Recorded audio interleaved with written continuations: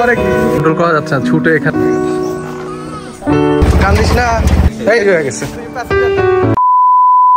আসসালামু আলাইকুম। আজকে হচ্ছে ঈদের আগের দিন। সো আজকে আমরা যাচ্ছি হচ্ছে নাকি হলো গরু বুকিং করা হয়েছে, আমরা সেই গরুটা রিসিভ করতে যাচ্ছি। এই যে ভাই আমার ব্লগিং সেটআপ নিয়ে রেডি। সো আমরা সবাই রেডি, আর এই একটা বাইক, সামনে আরেকটা বাইক, এই যে আরেক ভাই।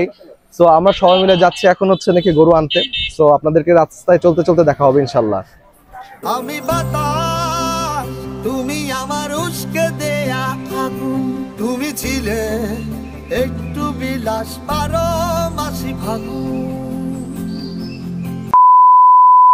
আমরা চলে আসছি হচ্ছে একটা গ্রামের ভিতরে, যেখানে আমাদের গরুটা হচ্ছে নিয়ে রাখা ছিল। এই বাড়িতে আমরা হচ্ছে বেসিক্যালি গরু নিয়েছি এবং আমরা এই বাড়ি থেকেই হচ্ছে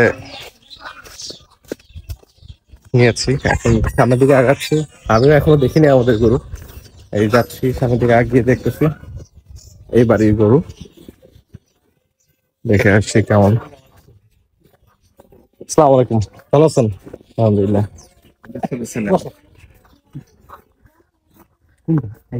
কালোটা এই আমাদের গরু, মাশাআল্লাহ মাশাআল্লাহ। এগুলো আমাদের কোরবানি গরু। কালকে আমার বাবা এসে হচ্ছে, আরো হচ্ছে নাকি আমার বড় ভাইরা এসে হচ্ছে সবাই বুকিং করে রেখে গিয়েছিল। যেদিকে দেখে এটা হচ্ছে মা, আর এগুলো হচ্ছে ভাই বোন।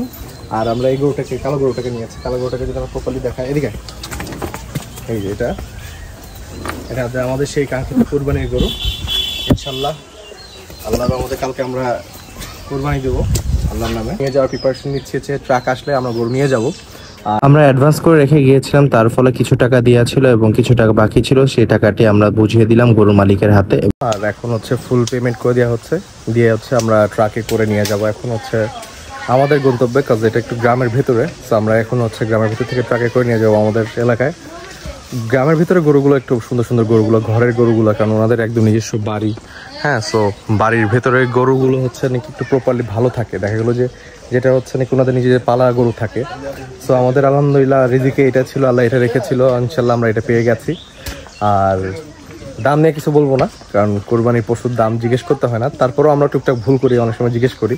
এটা একটা ঈদের আনন্দ মনে করে নিয়েছি। গরু আনার জন্য ওয়েট করতেছি। গরু খুব পাগলা, সো গরু আমরা কন্ট্রোল করতে পারবো না। যে মালিক সে হচ্ছে গরুতে এই ট্রাকে উঠাই দিয়ে যাবে, আর আমরা এইখানটা এই ভিউটাতে ওয়েট করতেছি এবং পরিবেশটা উপভোগ করতেছি। যে অসাধারণ একটা ওয়েদার। ড্রোন শুট নেওয়ার চেষ্টা করতেছি আমরা, এই সবাই দাঁড়ায় ওয়েট করতেছি।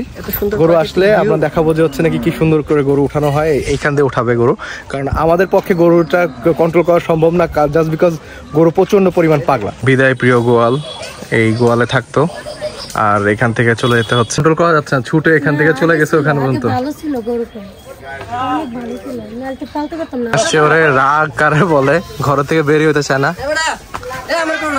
এই যে আমাদের ভাই, বিদায় দিয়ে দেন, আপনারা বিদায় দিয়ে দেন, নিয়ে যাইতেছে। বাবা কন্ট্রোল করবো কেমনে? গাড়ি ওটাই, ওট ওট ওট ওট ওট ওট ওট ওট, পিছনে ওট। ওই দেখেন করে কি, করে কি, এটা করে কি? হ্যাঁ, উঠছে উঠছে উঠছে উঠছে। আলহামদুলিল্লাহ আলহামদুলিল্লাহ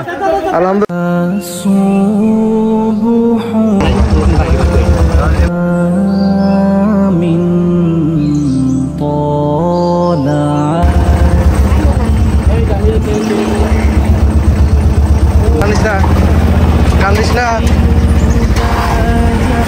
নিজের গোয়াল ছেড়ে চলে যাচ্ছে না।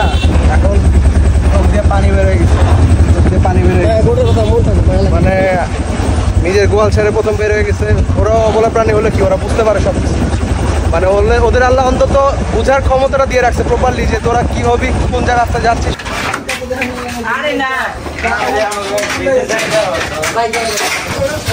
রানিং এ রানিং এ রানিং এ রানিং এ সুন্দরভাবে চলছে। যাক যাক,